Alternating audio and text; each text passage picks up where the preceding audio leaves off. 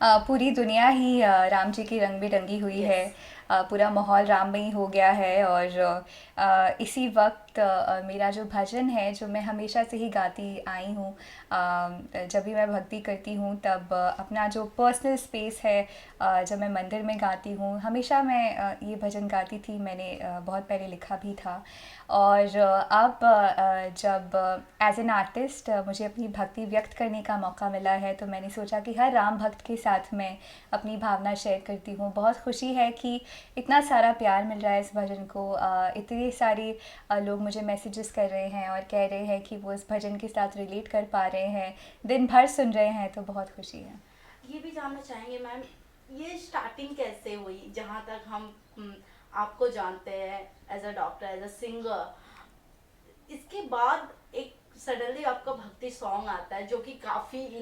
जिस टाइम पे आया है वो लोगों को एक्सेप्ट करने के लिए इतना चैलेंजिंग नहीं रहा होगा, जी। क्योंकि जो रंग इस समय भगवा रंग में सब रंगे हुए हैं। जी। तो मैं ये जानना चाहूंगी इसकी स्टार्टिंग कैसे हुई आपके कि यस मुझे ये गाना है अपने चैनल पे अपलोड करना, मुझे किसी का सपोर्ट नहीं चाहिए। तो जिस तरह मैंने बताया, भजन हालांकि मैंने पहले भी बहुत सारे गाए हैं। मैं बहुत ही ज़्यादा एक रिलीजियस और स्पिरिचुअल पर्सन हूँ। सब ये बात जानते हैं। लेकिन जिस तरह आपने कहा कि बिल्कुल पूरा जो देश है वो राम रंग में रंगा हुआ है और बहुत सारे लोग अपनी अपनी तरफ से अपनी भक्ति व्यक्त कर रहे हैं। और मैं एज ए सिंगर मैंने सोचा कि मैं भी अपनी भक्ति की जो एक लहर चल रही है उसमें अपना भी एक रंग डालूं।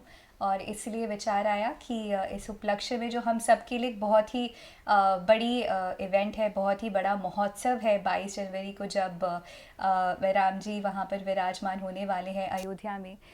तो इस उपलक्ष्य पर इस राम भजन को रिलीज़ करने का मेरा मकसद यही था कि मैं अपनी जो मन की भावना है वो दूसरे राम भक्तों के साथ भी शेयर कर सकूं। मैं सॉन्ग की बात करती हूँ मैम। जिस तरह का आपका लिरिक है, एक पॉइंट आता है जब स्टार्टिंग होती है, बिगड़ेंगे बनेंगे सबसे सुंदर, जय श्री जी। राम का नाम है। सो इसका लिरिक किस तरह आपने चुना और किस तरह आपको चैलेंजिंग फेस करना पड़ा कि यस ये पॉइंट राम जी को मैं ज़्यादा इन शब्दों में प्रकट कर सकती हूँ?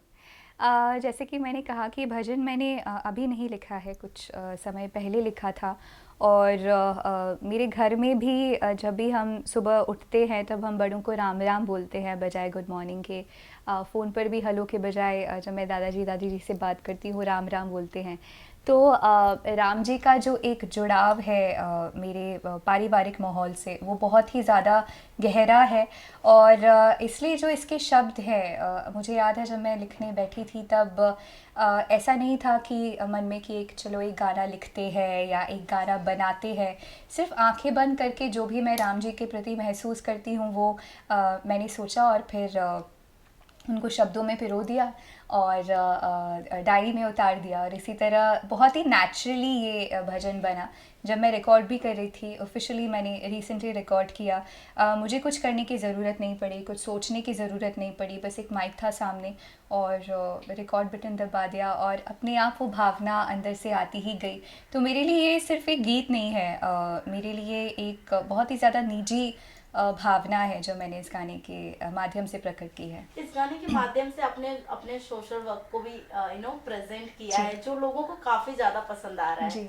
हर एक सॉन्ग हो या आपकी पर्सनल पर्सनालिटी हो, लोग, अगर मैं अगर कहूँ कि पायल मुच्छर के बाद अगर कोई देखता है तो सोशल वुमन देखता है, जो जी। अब जहाँ एक सिंगर दिखावे पे दिखाते हैं मीडिया में, बट आपने कभी ये शो वर्क नहीं किया।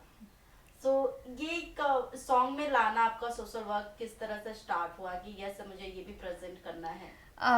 मुझे लगता है कि ये मेरा पर्सनली एक ओपिनियन है कि मंदिर में तो हम भक्ति करते ही यस। हैं, हम पूजा तो करते ही हैं मंदिर में जाके। लेकिन मैं जिस तरह भक्ति को देखती हूँ, मैं पूजा के साथ साथ जिस तरह राम जी के भी जो टीचिंग्स हैं उसमें कर्म का बहुत ज़्यादा यस। महत्व है। अगर आप अच्छे कर्म करते हैं तो वहाँ पर राम जी मौजूद होंगे ही होंगे। उनकी जो उनका जो पूरा चरित्र है, जो उनकी पूरी जीवन कथा है, उसमें भी आप बहुत सारे ऐसे इवेंट्स देखेंगे, बहुत सारी ऐसी सीखने की बात है जहाँ पर वो दूसरों को एक तरह से महसूस करवाते हैं अपने बारे में या दूसरों की मदद करते हैं।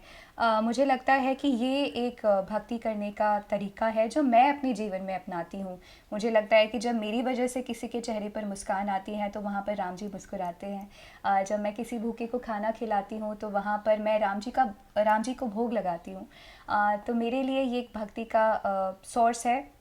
और इसीलिए जब मैं राम भजन का वीडियो डिज़ाइन कर रही थी तब मैंने सोचा कि ये मेरे लिए एक बहुत ही पर्सनल भक्ति का रिप्रेजेंटेशन है। तो मैं जिस तरह से भक्ति की भावना देखती हूँ, आप मुझे मंदिर में खड़े हुए राम जी की पूजा करते हुए भी पाएंगे, साथ ही साथ हमारी गौ माता को खाना खिलाते हुए या छोटे बच्चों का पेट भरते हुए भी पाएंगे। और ये सब मेरे लिए भक्ति के रूप हैं। मैम मैंने जैसे ही इस रूम में एंटर किया और मैंने सामने देखा अटल मिथिला समाज के अवार्ड से आपको नवाजा गया है। और फाइनली ये भी जानना चाहूंगी कि क्या आप अयोध्या जा रही हैं 22 जनवरी को? शायद मैं जा रही हूँ अयोध्या। जहाँ लोगों ने ये रखा सोशल मीडिया पे कि इनवाइट आया है, हम ये भी जानना चाहिए इनवाइट आया है आपको? मैं ज़्यादा तो कुछ इस बारे में बोल नहीं सकती, लेकिन मेरी बहुत इच्छा है अयोध्या जाने की और मैं होपफुली 22 को वहीं पर रहूँगी। जब ये मैं मंदिर की बात करना चाहूंगी। जब मंदिर का फाइनल डिसीजन आया कोर्ट से तो लोगों का कहीं ना कहीं ये भी पॉइंट था कि वहां पर हॉस्पिटल बनना चाहिए ना कि राम मंदिर।